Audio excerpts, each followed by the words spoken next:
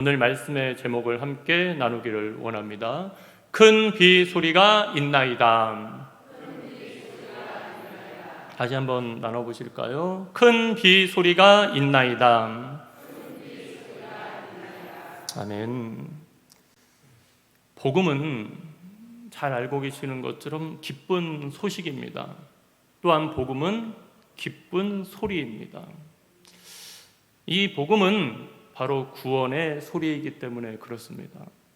그런데 우리가 실상 이 삶을 이 세상 속에서 살아가다 보면은 우리가 정말로 듣는 그 많은 소리들은 이 기쁜 소리보다 슬프고 안타까운 그런 탄식의 소리를 많이 듣게 됩니다. 그래서 이 세상 속에서 우리 신앙인들이 어떻게 살아가야 할까? 저희 개인적으로도 그렇고 우리 공동체적으로도 그렇고 어떻게 신앙인이 이 안타까운 세상 속에서 살아가야 될까라는 그 마음의 물음을 가지고 하나님께 말씀을 묵상을 합니다. 그래서 담임 목사님께서 휴가 기간을 말씀해 주시고 그래서 묵상하는 가운데 제가 이 열왕기상 18장, 17장, 18장을 선택했던 것은 이 새벽의 말씀을 묵상하면서 제 마음에 이 들어온 한 절의 말씀이 있었기 때문에 그렇습니다. 그게 바로 오늘의 41절 말씀입니다. 엘리야가 아합에게 이르되 올라가서 먹고 마시소서 큰 비 소리가 있나이다. 이 말씀이 새벽에 저한테 딱 눈에 마음에 확 들어오는 거예요. 지금 이 아합의 범죄로 3년 6개월 동안 이스라엘에 비가 내리지 않습니다. 그런데 그 엘리야는 그 가뭄 속에서 큰 비 소리를 듣고 있는 거예요. 그러니까 우리가 오늘 말씀 쪽으로 보면은 이 소리는 비가 내리고 나서 듣는 소리가 아니죠. 비가 내리기 전에 듣는 소리다라는 것이에요. 이게 뭐냐? 바로 영적인 감각이죠. 그러니까 이게 육신의 귀로서 듣는 것이 아니라 믿음의 귀로 듣고 있다라는 것이에요. 그때 제 마음에 은혜가 임했어요. 왜 이 말씀을 그동안 못 봤지? 지금 이 말씀을 보면서 엘리야가 이 메마른 상황 속에서 여러분 한 달, 두 달도 아니잖아요. 3년 6개월이에요. 우리가 고난이 왜 힘듭니까? 고난이 빨리 끝나면 고난이 아니죠.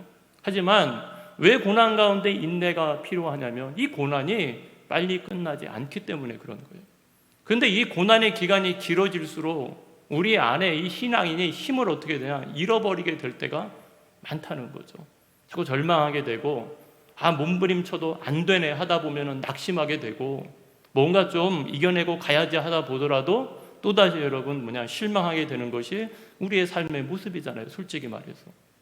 그런데 오늘 이 엘리야는 그 3년 6개월이 되는 그 긴 이 절망의 시간 속에서도 오늘 이 큰 빗소리를 듣고 있다는 거예요. 그러니까 우리가 이 엘리야를 돌아보면서 이 말씀을 돌아보면서 우리를 대입을 하는 거죠. 우리의 삶의 자리에도 메마른 상황 속에서 우리가 믿음으로 큰 비 소리를 들을 수 있다면 우리도 인생의 가뭄을, 인생의 고난을 넉넉히 이기고 나갈 수가 있다라는 것이에요. 그러니까 우리가 고난 속에서 이 고난이 언제 끝나나 그거를 우리가 포인트를 놓고 초점을 놓고 보는 게 아니라 이 고난 속에서 우리가 그 큰 비 소리, 그 하나님의 음성을 들을 수 있는 신앙이 되려고 우리가 힘써야 된다는 거죠. 그래서 우리가 오늘 이 주어진 말씀을 통하여서 오늘 내 인생의 가뭄과 절망을 끝낼 수 있는 그 큰 빗소리를 듣는 성도님들이 되시기를 주님의 이름으로 간절히 축원합니다.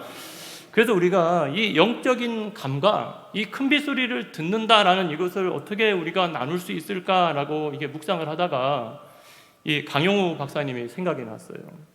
이 강용우 박사님은 잘 알고 계시겠지만 우리나라 최초의 시각장애인 박사입니다.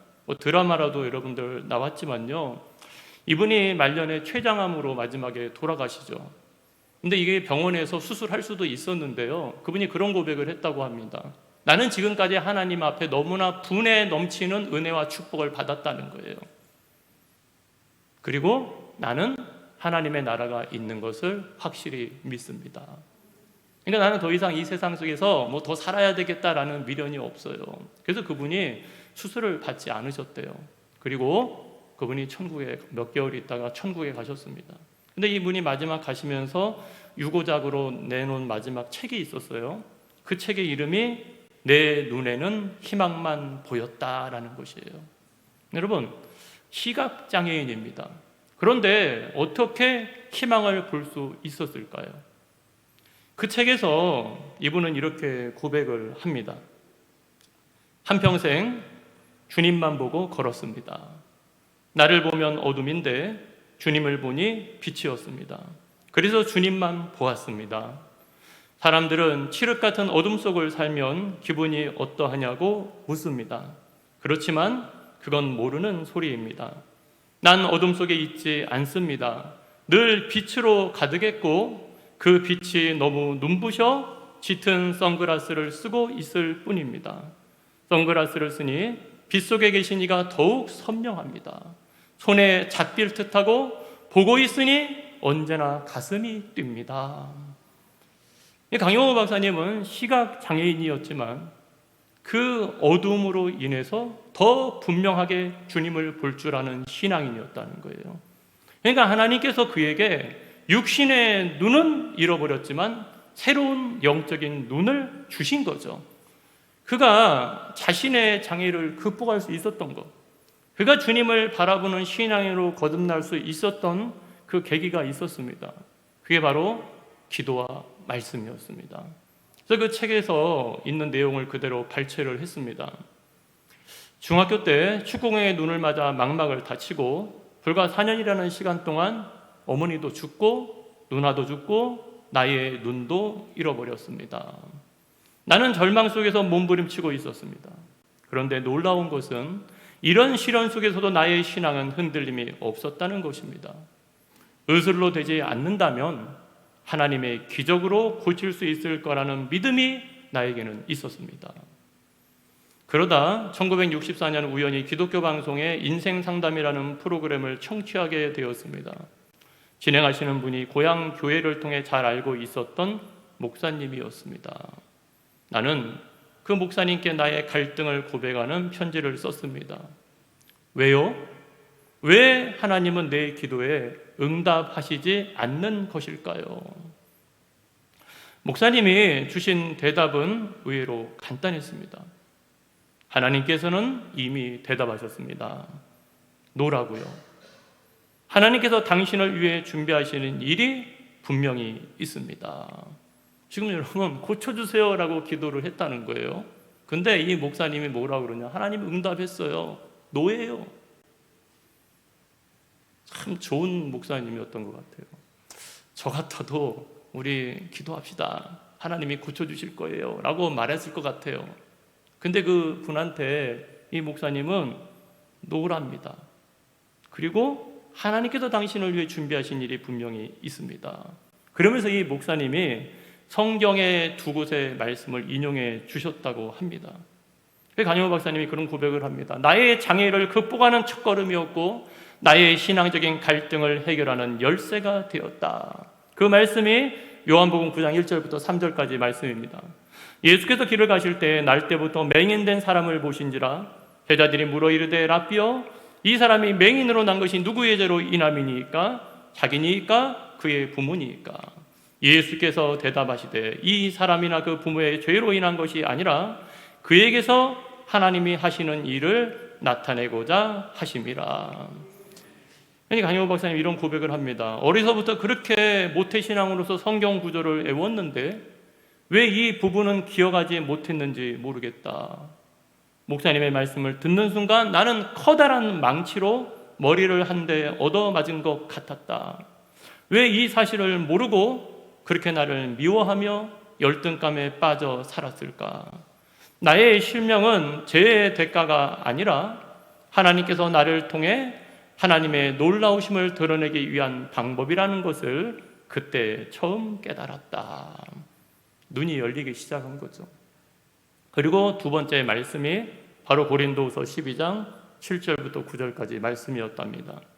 여러 계시를 받은 것이 지극히 크므로 너무 자만하지 않게 하시려고 내 육체의 가시 곧 사탄의 사자를 주셨으니 이는 나를 쳐서 너무 자만하지 않게 하려 하심이라. 이것이 내게서 떠나가게 하기 위하여 내가 3번 주께 간구하였더니 나에게 이르시기를 내 은혜가 내게 족하도다. 이는 내 능력이 약한 데서 온전하여짐이라 하신지라. 그러므로 도리어 크게 기뻐함으로 나의 여러 약한 것들에 대하여 자랑하리니 이는 그리스도의 능력이 내게 머물게 하려 함이라. 그제야 나는 나의 믿음이 부족한 것이 아니었다는 것을 깨달았습니다. 사도 바울이 믿음이 부족해서 고쳐주시지 않은 것이 아니라 약함 속에서 주의 권능을 드러내시는 것이 목적이었다면 분명히 나의 고난에도 주님의 계획과 목적이 있다는 생각이 들었습니다. 그날 이후로 나는 단 한 번도 나의 눈을 고쳐달라는 기도를 드리지 않았습니다. 드디어 나는 나의 장애를 극복해야 할 이유를 찾았습니다. 지금 이 강용호 박사님은 이 하나님의 말씀으로 기도하며 또 기도하고 하나님의 말씀을 의지함으로 말미암아 자신의 메마른 심령을 적시는 큰 비 소리를 들은 거예요. 그러니까 하나님의 응답을 받았다라는 것이에요. 아니야. 하지만 너를 향한 또 다른 나의 계획과 목적이 있어. 그것을 무슨 음성을 들었다는 것이 아니라 하나님의 주어진 말씀을 통해서 깨닫게 된 거죠. 그러니까 우리가 오늘도 이 엘리야가 3년 6개월의 기근 가운데도 큰 빗소리를 들을 수 있었던 것도 하나님의 약속의 말씀을 붙잡고 기도했기 때문에 그런 거예요. 그래서 우리가 열왕기상 18장 1절 말씀을 다시 한번 보면은 많은 날이 지나고 제3년에 여호와의 말씀이 엘리야에게 임하여 이르시되 너는 가서 아합에게 보이라. 내가 비를 지면에 내리리라. 아멘. 사랑하는 성도 여러분, 우리가 이 영적인 감각이라는 것은요, 어떤 내가 신비적인 것을 경험하고 체험하는 데서 생기는 것이 아닙니다. 내가 기도했더니 천국을 봤어요. 내가 지옥을 봤어요. 물론 여러분 그럴 수는 있어요. 사도 바울도 3층 천에 갔다 올라왔으니까. 그런데 중요한 것은 그게 먼저냔 말이에요. 그게 아니라 항상 우리의 영적인 체험은 뭐예요? 바로 여러분 하나님의 말씀을 붙잡고 그 하나님의 말씀을 의지하여 기도할 때 우리 안에 영적인 감각이 생긴다라는 것이에요. 왜냐하면 이 하나님은요 언제나 말씀으로 시작하시고 말씀으로 역사하시고 말씀으로 창조하시는 하나님이시기 때문에 그런 거예요. 그러니까 여러분 우리가 오늘도 신앙생활하는 가운데 말씀이 없이 역사하시는 하나님은 아니다라는 것이에요.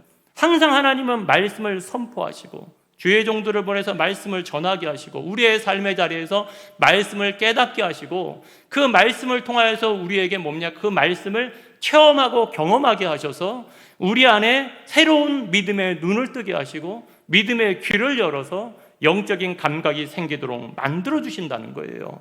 그러니까 오늘 이 엘리야는 이 성경에 있는 선지자의 대표적인 사람이에요. 모세가 율법을 대표하면 선지자는 엘리야예요. 그런데 이 엘리야가 큰 빗소리를 들을 수 있었던 것은 그가 어떤 특별한 사람이었기 때문이 아니라는 거예요. 그는 하나님의 약속의 말씀을 붙잡고 기도하는 사람이었다라는 것이에요.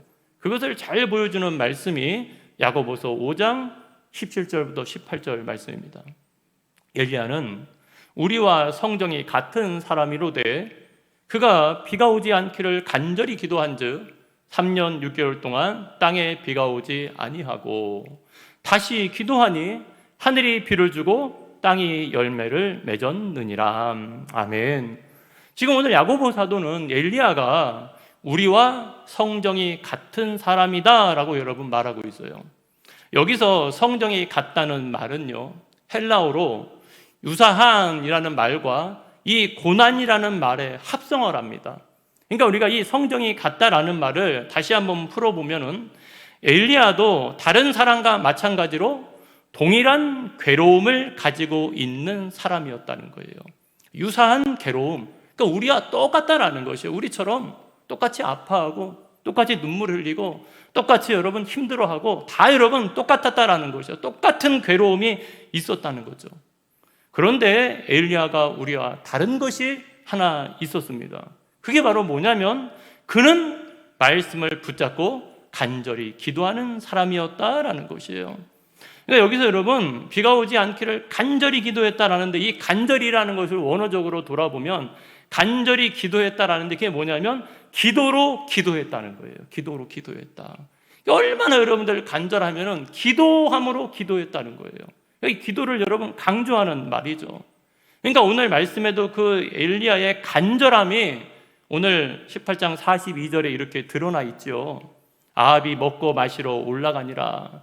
엘리야가 갈멜산 꼭대기로 올라가서 땅에 꿇어 엎드려 그의 얼굴을 무릎 사이에 넣고, 지금 엘리야는 땅에 무릎을 꿇어서 엎드렸습니다. 그런데 그 얼굴을 무릎 사이에 넣고서 여러분 기도하는 거예요. 우리가 오늘 말씀을 돌아보면 분명히 하나님은 엘리야에게 비를 주신다고 말씀하셨습니다. 그럼 비가 내릴 것은 확실하잖아요. 그런데 엘리야는 왜 여러분 기도했을까요? 큰 빗소리도 들었고, 근데 여러분 왜 하나님 앞에 나와서 이 엘리야는 기도했냐라는 것이에요. 엘리야는요, 하나님의 약속대로 비가 내릴 것을 분명히 믿는 믿음이 있었습니다. 그러니까 아합한테 가가지고 하나님이 비를 주실 겁니다. 그 갈멜산에 그 우상 숭배자들을 불러 모으고 혼자서 그런 영적인 대결을 한 거죠. 만약에 여러분 말을 했는데 이루어지지 않으면 엘리야는 죽는 거죠. 그런데 지금 엘리야는 분명한 믿음이 있으니까 말씀을 선포한 거예요.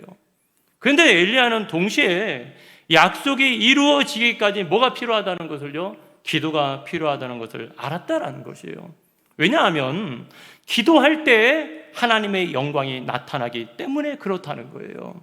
그러니까 우리가 왜 기도해야 됩니까? 그 이유를 알아야 된다는 거예요. 그것이 에스겔서 36장 36절부터 38절에 이렇게 기록되어 있습니다. 너희 사방에 남은 이방 사람이 나 여호와가 무너진 것을 건축하며 황폐한 자리에 심은 줄을 알리라. 나의 여호와가 말하였으니 이루리라. 지금 포로 생활로 끌려간 그들이 다시 돌아와서 이스라엘이 회복된다는 거예요. 하나님이 말씀했고 하나님이 이루신대요. 근데 37절에 이렇게 기록되어 있습니다. 주 여호와께서 이같이 말씀하셨느니라. 그래도 이스라엘 족속이 이같이 자기들에게 이루어 주기를 내게 구하여야 할지라. 내가 그들의 수요를 양떼같이 많아지게 하되, 38절, 제사 드릴 양떼 곧 예루살렘이 정한 절기의 양무리 같이 황폐한 성읍을 사람의 때로 채우리라. 그리한즉 그들이 나를 여호와인 줄 알리라 하셨느니라. 아멘. 여러분, 오늘 말씀을 의지해서 돌아볼 때 왜 기도해야 됩니까? 하나님은 이루시는 하나님이고 하나님은 역사하시는 하나님이지만 기도할 때 이 이루어진 일이 하나님의 역사인 줄을 모든 사람이 알게 되기 때문에 그러는 거예요. 이게 기도의 유익이에요. 그러니까 기도의 유익은 응답에 있는 것이 아니라 기도의 유익은 하나님이 여호와 하나님인 줄 알게 되는 것이 우리의 유익이라는 거예요. 그게 우리가 영적인 눈을 뜨게 되는 하나의 계기가 된다는 거예요. 그러니까 여러분, 내가 목적만을 놓고 기도하다 보면은 그거 이루어지고 나면은 기도할 거야, 안 할 거야? 안 해요. 내가 아쉽고 힘들 때는 여러분 기도하는데 내가 평안할 때는 기도하냐고요? 안 해요. 하지만 우리가 기도의 유익이 누구를 알게 되면요, 여호와 하나님을 알게 되면은 그럼 어떻게 되는 거예요? 기도하는 삶으로 변화되게 되는 거예요. 그러니까 우리가 오늘도 우리의 삶의 자리에서 왜 하나님이 내 기도를 응답 안 해주냐고, 그게 아니라 내가 여호와 하나님을 어떻게 바라보고 알고 믿고 살아가고 있는 내 신앙을 돌아보고 점검해야 된다는 거예요. 지금 하나님은 엘리야의 기도를 통해서 바로 여호와가 하나님임을 알게 하기 위해서 뭐 하는 거예요? 비로 응답하시는 거예요. 그러니까 여기서 우리가 엘리야의 훌륭한 신앙 인격을 보게 되는 거죠. 자, 우리가 기도했어요. 근데 갈멜산에서 하늘에서 불이 내렸습니다. 그럼 우리의 마음이 여러분들 어떨까요? 와, 내가 기도했더니 이렇게 됐어. 하나님이 불을 내렸어. 하나님이 응답했어. 얼마나 여러분들 스스로 자신을 높이지 않겠냐라는 것이에요. 근데 오늘 엘리야는 어떻게 됩니까? 하나님의 불이 내리는 기도의 응답을 받았는데 엘리야의 자세는 더 낮아졌다는 거예요. 아예 자신의 얼굴을 무릎 사이에 여러분들 넣습니다. 오늘 이 말씀을 묵상하면서 우리가 주목해야 되는 건, 자, 이 갈멜산에서 불이 내리는 기도를 할 때는 하나님 여호와인 줄 알게 해주세요, 엘리야의 기도의 내용이 거기에는 나옵니다. 근데 이 갈멜산에서 기도했던 엘리야의 기도의 내용은 나오지 않습니다. 물론 비를 주세요 라고 여러분 기도했겠죠. 하지만 지금 이 성경에 이렇게 기록된 것은 분명한 목적이 있는 거예요. 바로 이 성경을 보는 우리에게 뭐를 보게 하는 거예요? 이 엘리야의 기도의 자세를 보게 하는 거죠. 기도하는 자세는, 기도하는 우리의 자세가, 우리의 마음이 어떠해야 되는가. 지금 이 엘리야의 무릎을 꿇고, 엎드려 무릎을 꿇고 그 무릎 사이에 얼굴을 넣는 그 자세가 어떻게 보면은 엘리야의 기도를 지금 다 대변하고 있는 거나 마찬가지예요. 그러니까 때론 우리가 어떤 일을 하는 자세를 보면은 그 사람의 마음과 생각과 모든 것을 다 대변하기도 한다는 거예요. 여러분, 말은 안 해도 자세를 보면은 뭡니까? 나는 이런 마음이야, 나는 이런 생각이야, 그게 보이죠. 하나님도 여러분들 마찬가지죠. 그게 마치 지금 엘리야의 기도가 그렇다는 거예요. 사람이 보아도, 우리가 보아도 땅에 꿇어 엎드려 그의 얼굴을 무릎 사이에 넣고 그 기도하는 그 기도의 모습은 어떤 기도일까요? 그건 너무나 간절한 기도의 모습이죠. 또한 그 기도는 너무나 겸손한 기도의 모습이라는 거예요. 그러니까 우리가 그냥 그 자세만, 간구하는 자세만 보더라도 그 엘리야의 마음이 어떨지가 여러분들 그 마음에 느껴지는 거죠. 엘리야가 뭐라고 기도했을까요? 주님, 우리의 완악함 용서해 주세요. 여러분, 지금 이 3년 6개월의 기간이 끝나고 하나님이 비를 주시는 것은 이스라엘 백성들이 막 회개하고 하나님 우리가 잘못했습니다, 회개 운동이 일어나서 지금 하나님이 비를 주는 거 아니거든요. 이들은 비를 찾기만 했어요. 물을 찾아다니기만 했지 하나님께 기도하지 않았어요. 하나님께 회개하지 않았어요. 그런데 하나님이 찾아와 주셨죠. 그러니까 지금 우리가 오늘도 말씀을 돌아볼 때 이 엘리야가 하나님 앞에 이 무릎을 꿇고 얼굴을 그 무릎 사이에 넣고 그 기도하는 것은 뭡니까? 성경의 대부분 이런 엎드려 얼굴을 숙이는 자세는 대부분 죄에 대한 회개와 하나님의 긍휼을 간구할 때 나오는 모습이라는 거예요.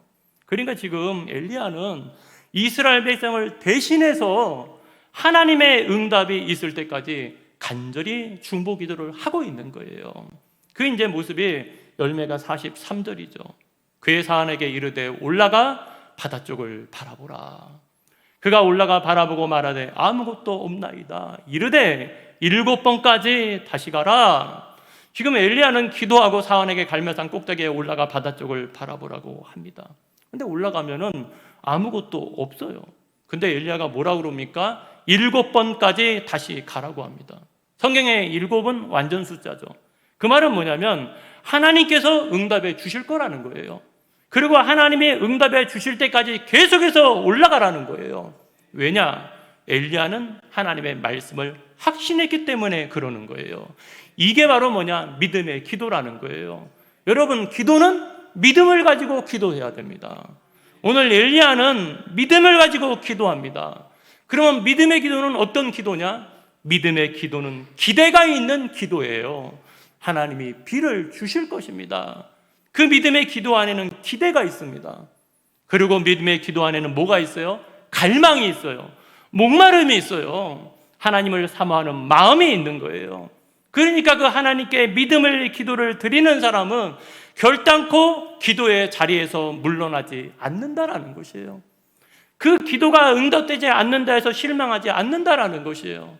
믿기에 하나님의 응답이 있기까지 자신의 기도를 멈추지 않는 거예요. 그게 바로 7번까지 다시 가라라는 것이에요. 그러니까 우리가 오늘도 이 말씀을 준비하면서 깨닫게 되는 것은 뭐냐? 말씀이 없는 기도는 뜨거울지는 모르지만 신비주의로 빠지기 쉽습니다. 막 기도하다 보니까 응답받아서 기도하다 보니까 들었어. 좋죠. 막 그 순간은 여러분 뜨거울지 몰라요. 그런데 여러분, 그 기도는 잘못하면 말씀이 없는 기도는 신비주의로 빠져요. 하지만 반대로 말씀은 있는데 뭐가 없으면요, 기도가 없으면 그 어떤 신앙인이 될까요? 차가운 바리새인 같은 신앙이 되기가 쉽다라는 것이에요.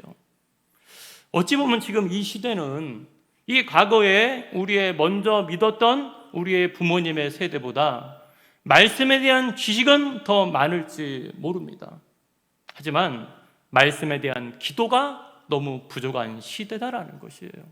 그러니까 과거보다 더 많은 시간이 주어졌죠. 주 5일제라고 하고 우리의 삶의 자리에서 많은 시간을 낼 수 있음에도 불구하고 실상은 우리의 삶에 기도의 시간이 너무나 적다라는 것이에요. 하지만 사랑하는 성도 여러분, 기도는요, 최후의 수단이 아닌 거예요. 이것저것 내가 다 해보고 나서 어쩔 수 없이 마지막으로 하는 게 기도가 되어서는 안 된다는 거예요. 기도는 최후의 수단이 아니라 우리의 삶의 최초의 방법이 되어야 된다는 것이에요. 그러니까 어떤 일이 일어나서 기도하는 것이 아니라 선제적으로 미리 기도하는 영적인 자세가 우리의 삶 가운데 필요하다는 거죠. 그러니까 우리가 세상을 살아가면서도 여러분, 나중을 위해서 저축도 하죠. 적금도 들지요. 청약도 들지요. 노후 대책도 하죠. 다 해야죠. 그런데 신앙인이라면 그것에 더불어서 우리가 또한 저축해야 되는 것이 있는데 그게 뭐냐? 바로 그것이 기도라는 거예요. 왜 그럴까요? 저축해 놓아야지 우리가 환난의 때에, 어려운 때에, 때로는 내가 준비하지 않은 때를 살 수 있으니까 저축하는 거 아니에요. 그럼 우리가 하나님을 믿는다면 저축하는 기도가 있어야지 우리가 환난의 때, 우리가 연약할 때를 이겨낼 수 있는 힘이 있는 거예요. 그러니까 내 삶의 자리에 주님이 사용할 수 있고 주님이 응답할 수 있는 기도의 내용이 저축되어 있어야 된다는 거예요. 저축되어 있어야 돼요. 주님이 사용할 수 있고 주님이 응답할 수 있는 기도. 주님이 나에게 응답하셨구나. 주님이 나에게 이렇게 인도하셨구나. 그거를 깨달을 수 있는 기도의 내용이 우리의 삶 가운데 있어야 된다는 거예요. 그러므로 우리가 영적인 감각이 있는 신앙인으로 살아가기 위해서는 항상 하나님의 말씀과 기도가 병행돼야 된다는 거예요. 왜냐? 하나님은 반드시 기도하는 자에게 응답하시는 하나님이시기 때문에 그런 거예요. 그게 오늘 44절의 말씀이죠. 7번째 이르러서는 그가 말하되, 사환이 말합니다. 바다에서 사람의 손만한 작은 구름이 일어나나이다. 이르되 올라가 아합에게 말하기를 비에 막히지 아니하도록 마차를 갖추고 내려가소서 하라 하니라. 이게 이제 정확히는 이게 손바닥만한 작은 구름입니다. 근데 이 말씀을 돌아보면서 물론 거리적으로 멀기 때문에 그러기도 하겠지만요. 하지만 이것을 우리가 돌아볼 때 하나님 앞에서 뭐는 중요하지 않아요? 크기는 중요하지 않다라는 것이에요. 왜냐하면 우리 하나님은 오병이요, 보리떡 5개와 물고기 2마리를 가지고도 5,000명을 먹이시는 하나님이시기 때문에 그런 거예요. 어떻게 보면 하나님은 도리어 작고 약한 것을 통해서 크게 역사하시는 하나님이시고, 작고 약한 것을 통해서 강하고 부한 자를 부끄럽게 하시는 하나님이라는 거예요. 왜냐하면 그래야 하나님의 영광이 더 분명히 드러나기 때문에 그런 거죠. 그러니까 우리가 시골에 가서도 농사를 지어보면은요, 하나님의 창조의 솜씨가 참 오묘합니다. 가시 같은 거를 막 뿌려보면 되게 씨가 막 작아요. 어떤 거는 알갱이라고도 있지, 어떤 씨는 진짜 여러분 눈에 보이지 않을 만큼 굉장히 여러분들 작습니다. 그런데 그 작은 씨를 심어놓고 돌아서면은 그게 어느새 보면 싹이 나요. 그게 잎이 피고 자라서 나중에는 여러분 푸르른 그런 모습들을, 그 열매들을 우리가 보게 된다는 거죠. 그러니까 기도도 마찬가지라는 거예요. 자, 세상에 씨를 뿌리면 그 하나님이 자라나게 하시는 것처럼 우리도 기도의 씨를 뿌리면 하나님이 그 기도에 응답하시고 열매를 보게 하실 줄을 믿어야 된다는 거예요. 여러분, 세상에 그거를 우리가 씨를 뿌려요. 물을 주고 심어도 자라나게 하신 게 하나님인 걸 믿는다면, 지금 내 삶의 자리에 기도의 응답이 없다 할지라도 우리가 기도의 씨를 뿌려야 되는 것은, 눈물로 씨를 뿌리는 자는 반드시 기쁨으로 단을 거두기 때문에 그런 거예요. 그러니까 우리가 오늘도 같은 자리에 있어도 받은 은혜가 다르고 받은 열매가 다른 것은 다른 데서 있는 것이 아니라 이 기도의 분량이 다르기 때문에 그런 거예요. 내가 얼마나 하나님께 기도했느냐, 내가 얼마나 하나님께 믿음으로 간구했느냐, 그 문제요. 같은 자리에 있어요. 같은 말씀을 받아요. 같은 공동체 안에서 신앙의 생활을 하더라도 그릇의 열매가 다 다른 것은 근본은 뭐냐? 기도예요. 그러니까 우리가 오늘도 45절, 46절 말씀에 기록되어 있죠. 조금 후에 구름과 바람이 일어나서 하늘이 캄캄해지며 큰 비가 내리는지라. 아합이 마차를 타고 이스라엘로 가니 여호와의 능력이 엘리야에게 임하매 그가 허리를 동이고 이스라엘로 들어가는 곳까지 아합 앞에서 달려갔더라. 드디어 하나님이 응답하셨습니다. 드디어 기대하던 큰 비가 내립니다. 그러니까 이 비가 내리면 기송강이 넘치면은 땅이 범람을 하게 되면 질포하게 될까 봐 지금 큰 비가 내리죠. 그러니까 빨리 궁으로 가야죠. 그런데 아합은 마차를 타고 이스라엘로 가는데 엘리야는 여호와의 능력이 임하여 비를 맞으면서 아합의 마차 앞에서 달려가는 거예요. 여러분, 같은 비를 맞아도 그 기쁨과 그 감격과 그 능력은 다릅니다. 왜 그럴까요? 바로 엘리야는 기도했고 아합은 기도하지 않았다는 거예요. 엘리야는 이스라엘을 위해서 중보하고 회개했고 아합은 회개하지 않았다는 거예요. 여러분, 신앙인은 세상의 능력이 아니라 하나님의 능력으로 살아가는 사람입니다. 오늘 말씀을 돌아보면 기도의 능력으로 살아가는 사람이 신앙인이라는 거예요.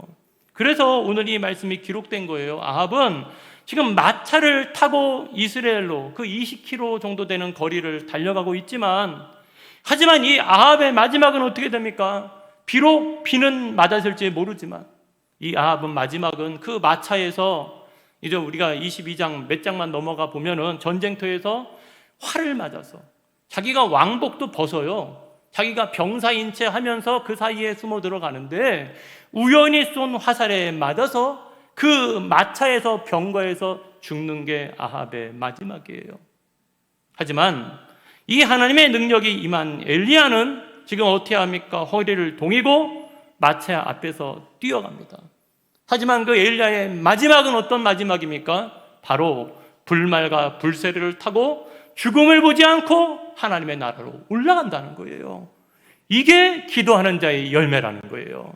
열왕기하 2장 11절 말씀 보실까요? 두 사람이 길을 가며 말하더니 불수레와 불말들이 두 사람을 갈라놓고 엘리야가 해오리 바람으로 하늘로 올라가더라. 아멘. 여러분, 기도의 사람 엘리야는 죽음을 보지 않고 불말과 불세례를 타고 하나님의 나라인 천국에 올라간 거예요.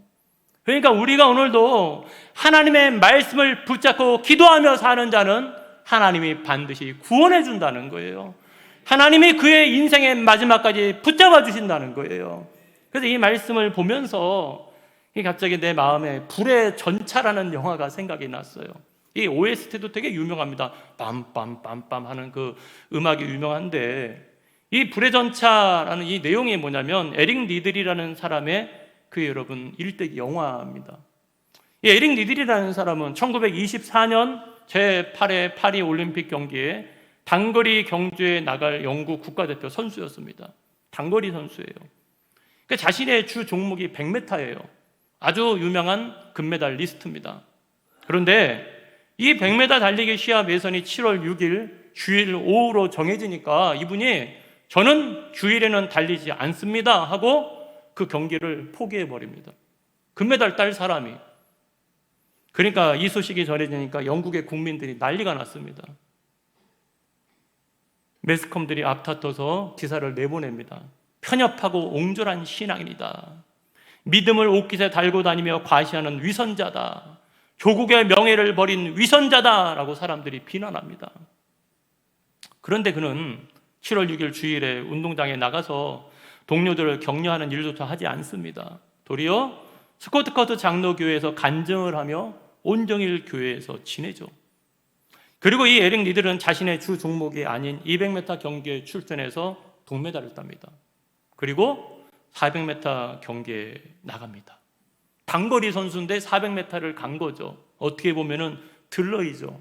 참가하는데 의의가 있는 거죠. 그런데 이 400m에서 강력한 우승 후보였던 선수들을 제치고 47초 6이라는 세계 신기록을 세우고 당당하게 금메달을 목에 걸었습니다.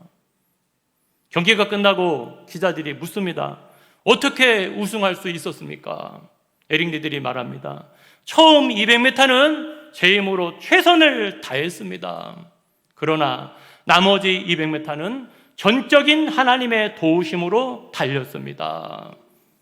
그가 결승전에 나가기 전에 담당 안마사가 그에게 다음과 같은 성경 구절을 손에 쥐어 주었습니다. 사무엘상 2장 30절 말씀입니다. 나를 존중히 여기는 자를 내가 존중히 여기리라. 이 말씀을 붙잡고 그는 뛰었던 거예요. 처음 200m는 자신의 힘으로 최선을 다했고 나머지 200m는 하나님의 도우심으로 달려갔던 거예요. 저는 아합의 마차 앞에서 달려가는 엘리야를 바라보면서 이 사람이 생각이 났어요. 선교사의 아들. 그로 마지막에 다시 중국으로 돌아가 선교사로 자신의 생을 마쳤던 그 사람. 사랑하는 성도 여러분, 하나님은 자신을 존중히 여기는 자를 존중히 여기시는 하나님이라는 거예요.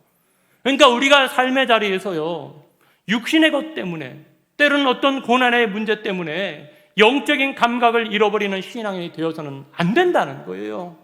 사랑하는 성도 여러분, 하나님의 말씀대로 순종하십시오. 하나님은 말씀대로 순종하는 자에게 능력을 주시는 하나님이십니다. 하나님의 말씀대로 기도하십시오. 하나님은 말씀대로 기도하는 자에게 응답하시는 하나님이십니다. 그래서 우리의 인생의 기근 속에서 믿음으로 큰 빗소리를 들으며 하나님은 살아계십니다. 하나님은 우리를 구원하시는 하나님이십니다. 그 구원의 소식을 전하는 신앙인으로 달려갈 수 있는 하나님의 자녀들이 되기를 주님의 이름으로 간절히 축복합니다. 아멘. 오늘 우리 말씀을 의지하여서 함께 찬양하기를 원합니다.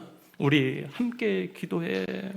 우리의 삶의 자리에 여러분 기도가 꺼지지 않는다면 하나님이 반드시 우리에게 응답해 주실 것입니다. 그 마음 가지고 우리가 다시 찬송으로 고백합니다.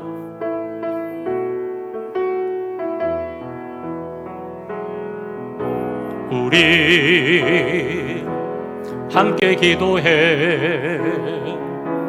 주 앞에 나와 무릎 꿇고 긍휼 베푸시는 주 하늘을 향해 두 손 다시 한번 고백할까? 우리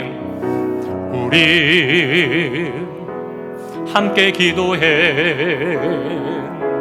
주 앞에 나와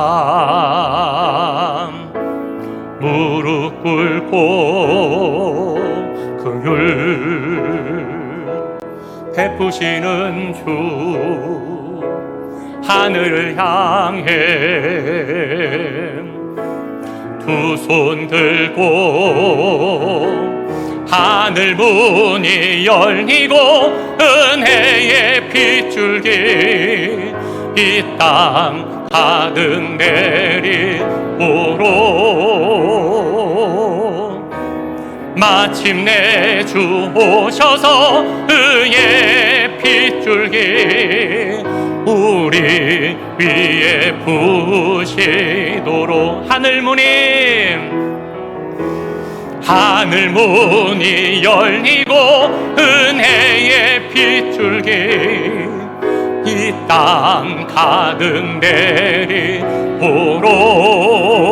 내리오로 마침내 주 오셔서 의의 빗줄기 우리 위에 부으시오로. 이 시간 우리 다 함께 기도하기를 원합니다. 주여, 큰 빗소리를 들으며 살아가는 신앙이 될 수 있도록 역사하여 주시옵소서. 오늘도 우리의 메마른 삶의 자리에 하나님 의의 비를 내려 주시옵소서. 이 마음 가지고 우리 다 같이 통성으로 기도하시겠습니다. 할렐루야. 고맙고 감사하신 하나님 아버지, 오늘도 하나님 아버지 앞에 나와서 우리가 주님 영적인 감각이 살아나는 신앙인이 되기를 원합니다. 오늘도 우리가 큰 빗소리를 듣는 신앙인으로 살아가기를 원합니다.